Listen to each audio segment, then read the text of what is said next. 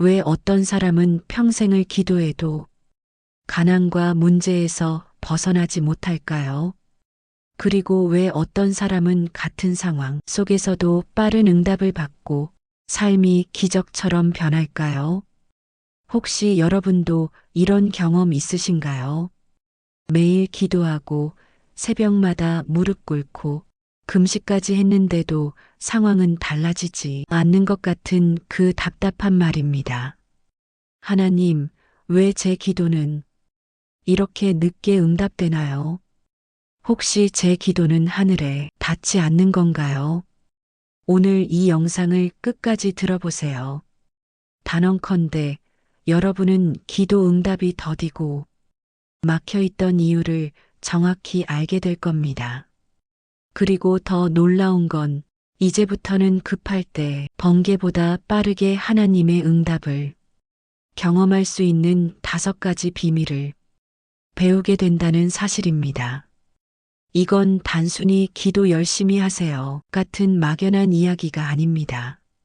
성경이 직접 가르쳐주는 원리이자 수많은 믿음의 사람들의 삶에서 검증된 확실한 방법입니다.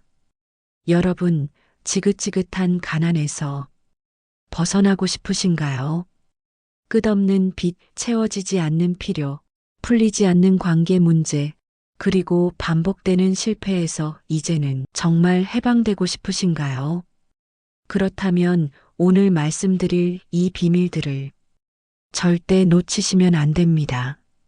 끝까지 들으시면 여러분의 기도는 단순히 하늘에 외치는 소리가 아니라 실제로 응답을 끌어내는 능력으로 바뀌게 될 겁니다.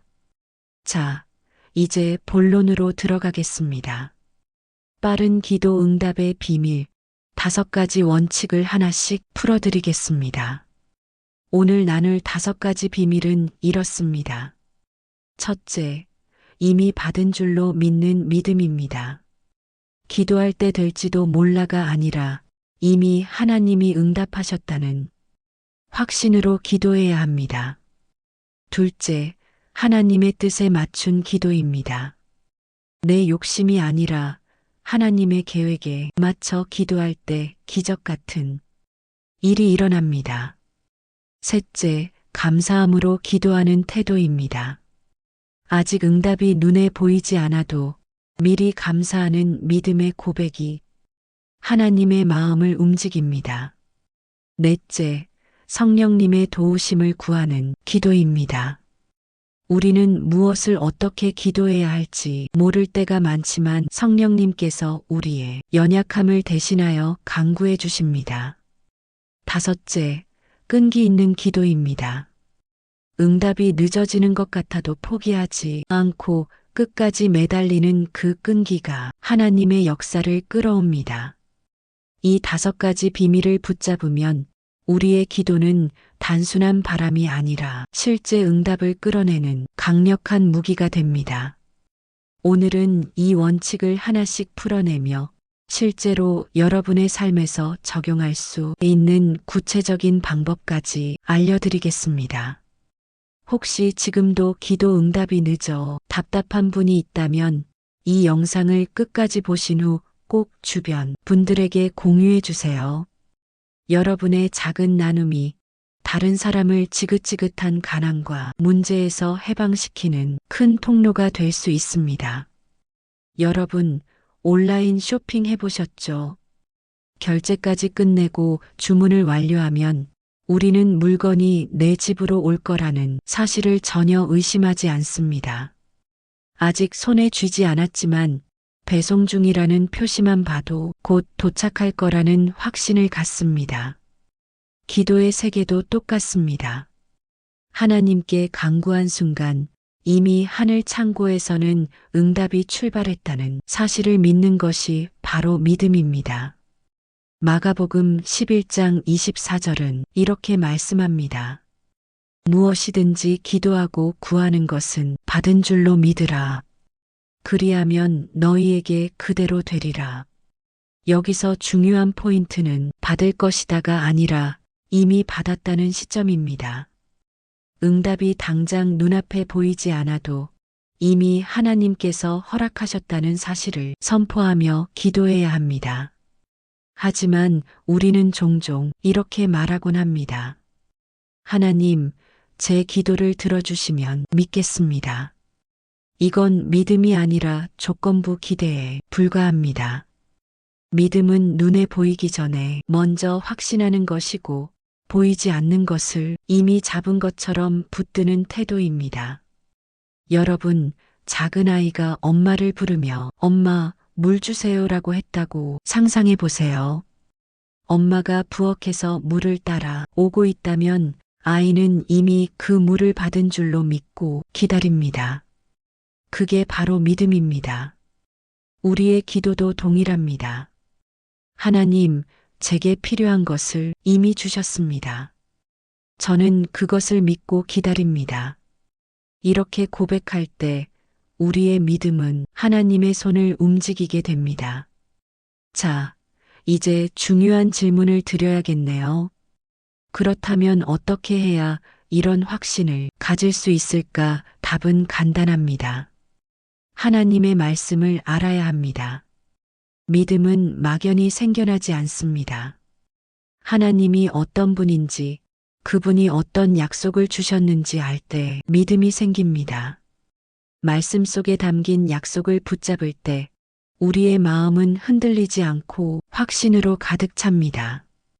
예를 들어 빌립보서 4장 19절은 이렇게 말합니다. 나의 하나님이 그리스도 예수 안에서 영광 가운데 그 풍성한 대로 너희 모든 쓸 것을 채우시리라. 여러분, 이 말씀은 단순한 글귀가 아니라 살아있는 약속입니다. 하나님께서 내 필요를 채우신다. 이 사실을 마음에 새기고 선포하며 기도할 때 가난과 부족은 더 이상 우리의 인생을 묶을 수 없습니다. 믿음은 현실을 무시하는 게 아닙니다. 내 통장에 돈이 없다는 현실은 인정합니다. 하지만 그 위에 하나님이 채우신다는 약속을 믿는 겁니다. 현실보다 더 큰 권위가 말씀에 있기 때문입니다. 이 믿음을 붙잡으면 우리의 기도는 흔들리지 않고 응답의 길로 확실히 나아가게 됩니다. 급할 때 우리는 대개 이렇게 기도합니다.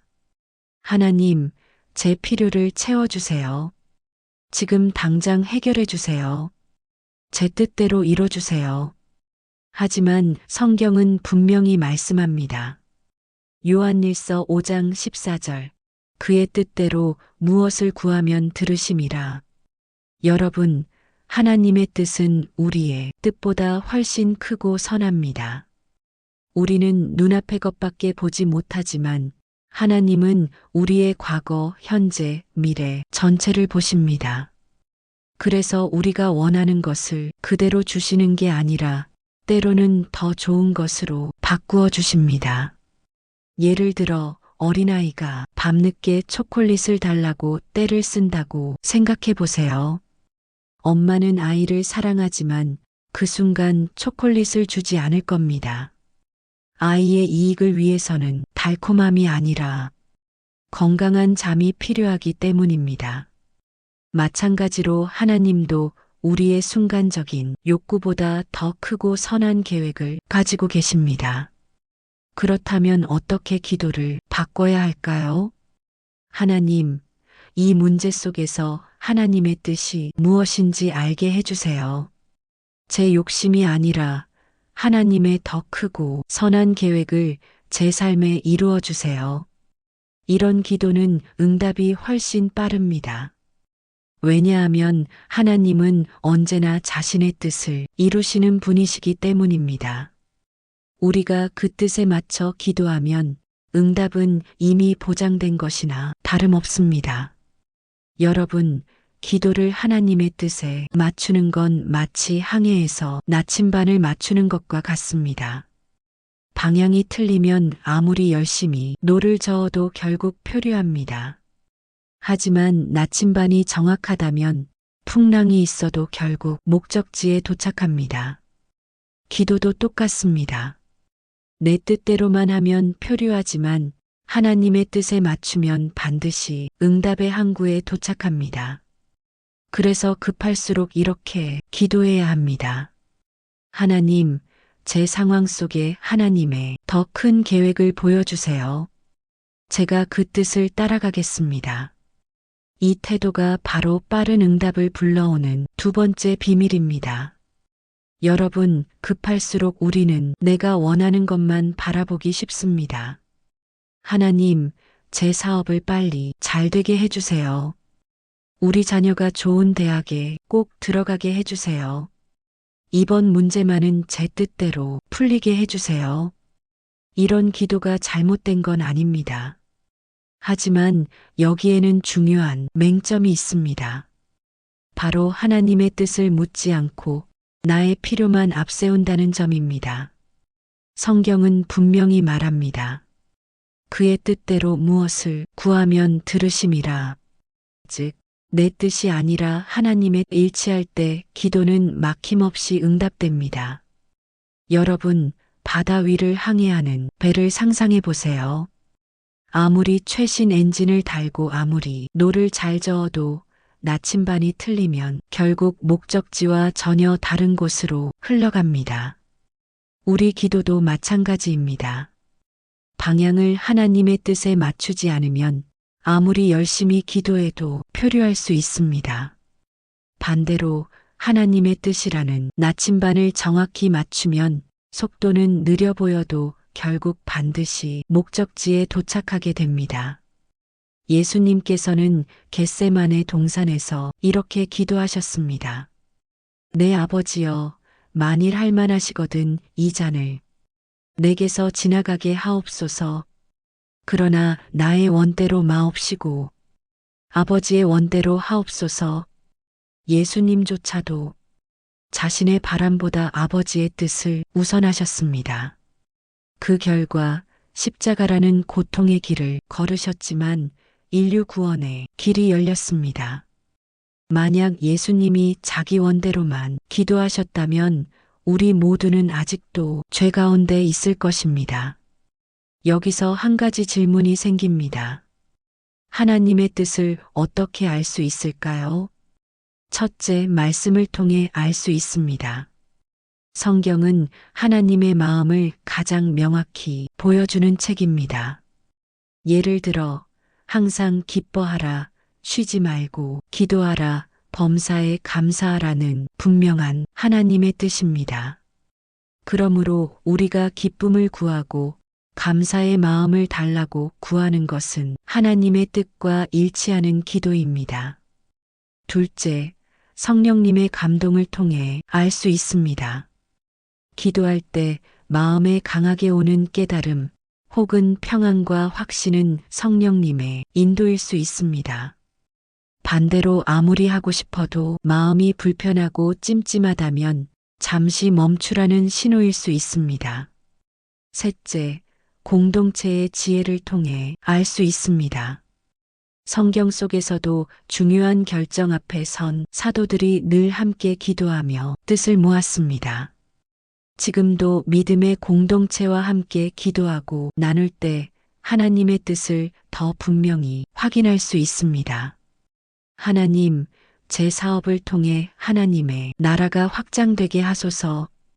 우리 자녀가 좋은 대학에 가는 것도 중요하지만 무엇보다 하나님을 경외하는 사람이 되게 하소서. 저의 건강을 회복시켜 주셔서 다시 주님의 일을 감당할 수 있게 해주소서. 이렇게 기도의 초점을 나에서 하나님으로 옮기는 순간 우리의 기도는 응답이 속도가 달라집니다. 제가 아는 한 집사님은 늘 이렇게 기도하셨습니다. 하나님, 제게 부자가 되게 해주세요. 좋은 차, 좋은 집을 주세요. 하지만 수년이 지나도 응답은 없었습니다. 그런데 어느 날 기도의 방향을 바꾸셨습니다. 하나님, 제게 물질을 주신다면 선교와 가난한 이웃을 위해 쓰겠습니다. 놀랍게도 그때부터 사업이 하나둘 풀리기 시작했고 실제로 그는 해외 선교를 후원하는 귀한 통로가 되었습니다. 하나님의 뜻에 맞춘 기도가 응답을 여는 열쇠가 된 것입니다. 두 번째 비밀은 이것입니다. 내 뜻이 아니라 하나님의 뜻에 기도를 맞추라. 말씀, 성령님의 감동, 공동체를 통해 뜻을 확인하라. 내 중심의 기도에서 하나님 중심의 기도로 전환하라. 그럴 때 우리의 기도는 표류하지 않고 정확히 목적지에 도착하게 됩니다. 여러분, 혹시 이런 경험 있으신가요? 열심히 기도했는데 마음은 여전히 불안하고 초조해서 기도 끝난 후에도 전혀 평안이 없는 경우 말입니다. 그 이유 중 하나는 기도가 감사로 마무리되지 않았기 때문입니다.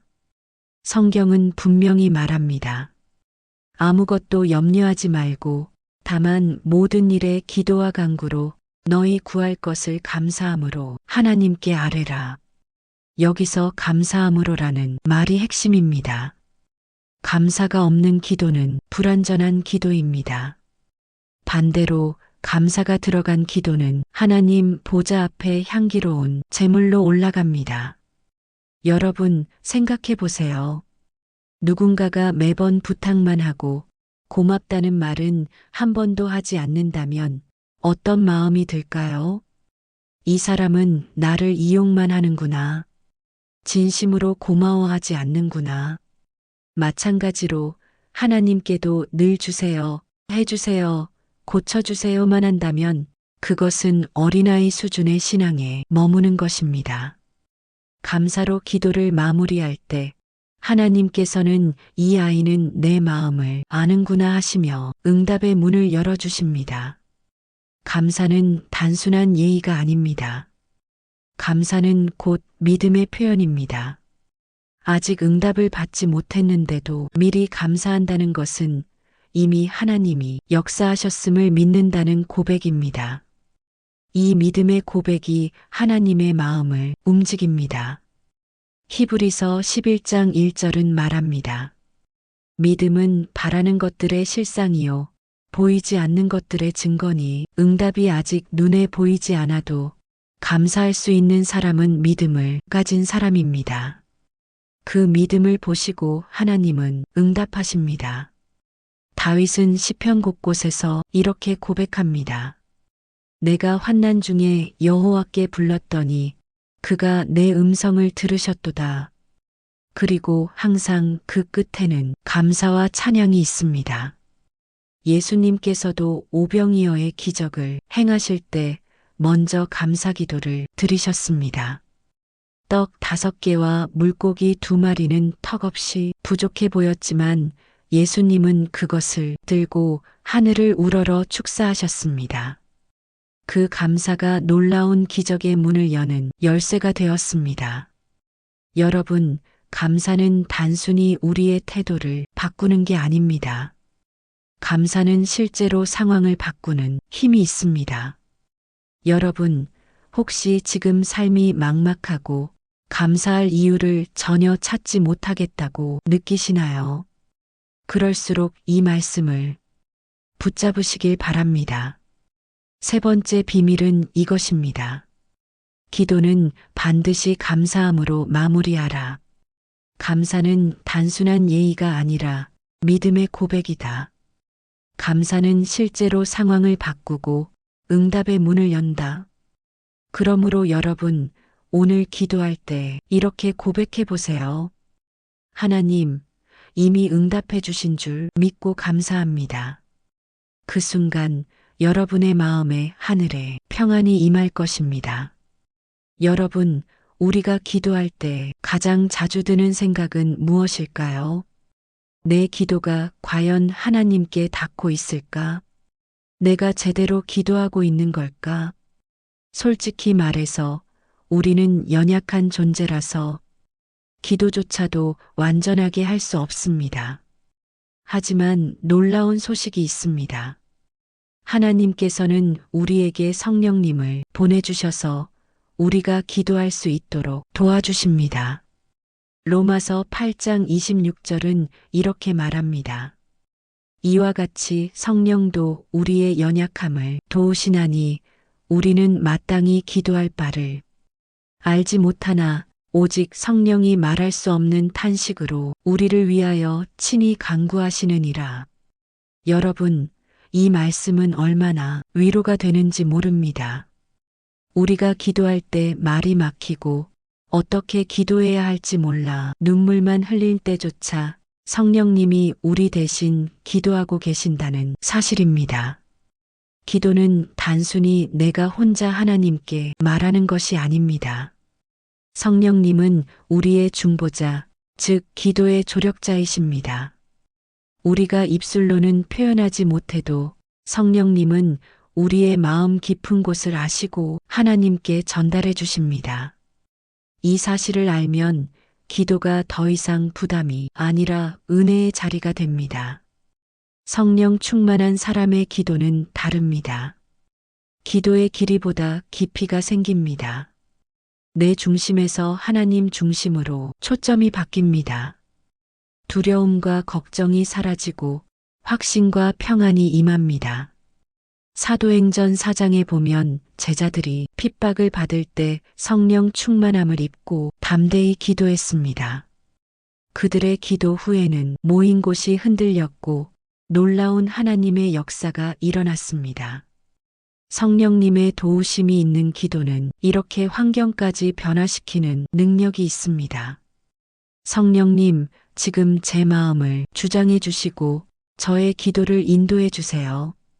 기도 중에 성령님의 감동에 귀 기울이기 기도하다가 갑자기 떠오르는 생각, 마음의 울림이 있다면 성령님의 인도일 수 있습니다.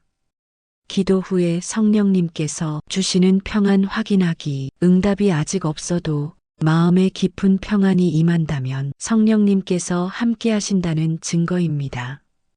어느 권사님은 늘 기도 시간이 고통 같다고 하셨습니다.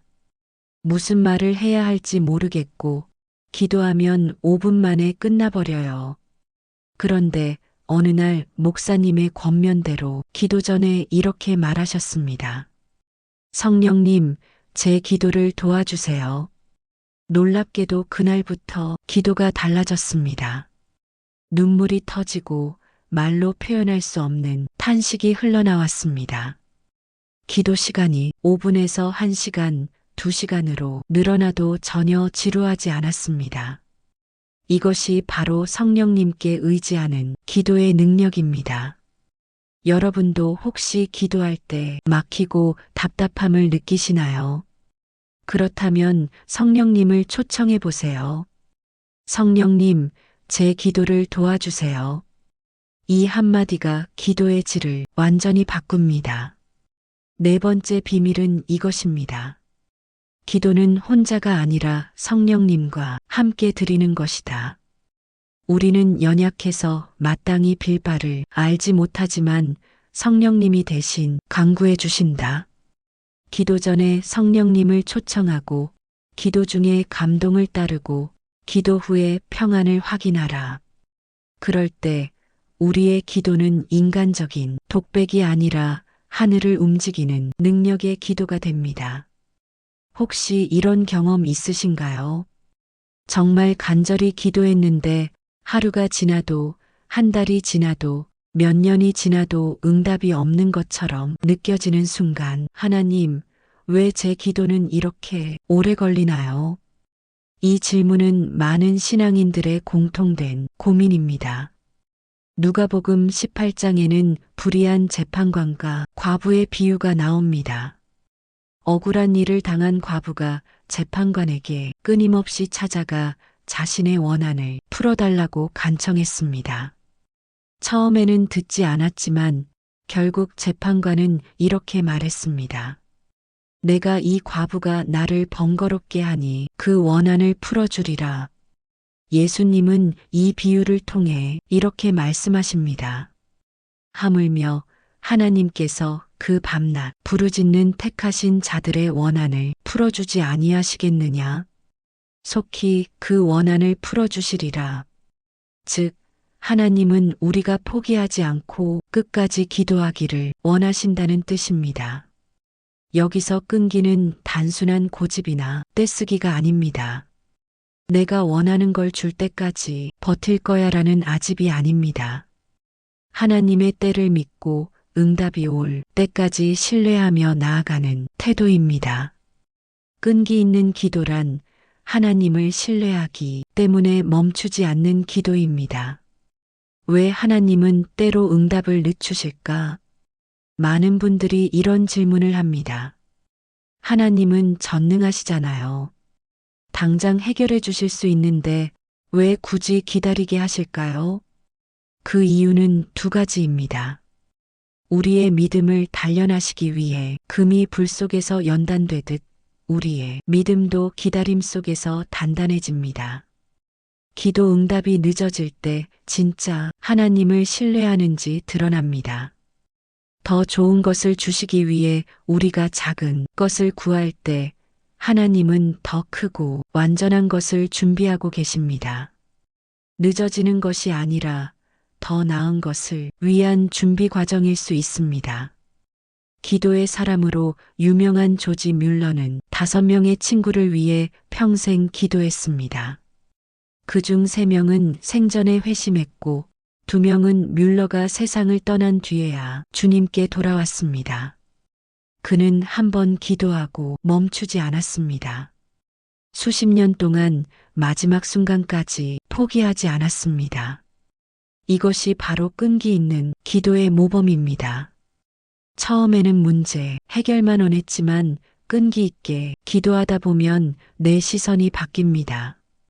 하나님의 뜻을 더 알게 되고 내 마음이 성숙해집니다. 환경이 변합니다.